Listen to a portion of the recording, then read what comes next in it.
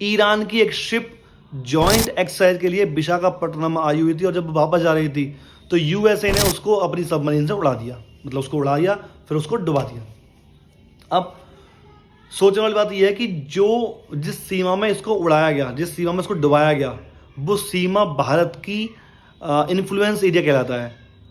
अब influence area का मतलब है कि भाई इस एरिया में जो कुछ भी होगा, इस एरिया में जो कुछ भी होगा वो इंडिया की मोटा मोटी जिम्मेदारी होती है। लेकिन लगभग इस घटना को हुए 12 से 13 घंटे हो चुके हैं, अब तक सरकार का कोई इस पर रिप्लाई नहीं आया है, कोई इस पर कमेंट नहीं आया है। वो हमारे गेस्ट थे। अब गेस्ट का मतलब ये थोड़ी होता है कि भाई उसको ईरान तक छोड़ के आएंगे।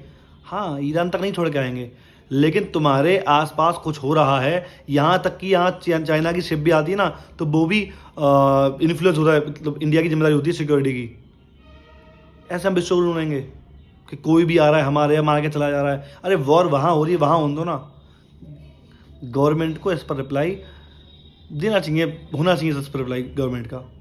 पता नहीं क्यों नहीं है, क्यों सब कुछ हो रहा है। मुझे समझ में आ रहा है कि यहाँ पर एक ही विश्व गुरु है, वो है यूएसए, अमेरिका।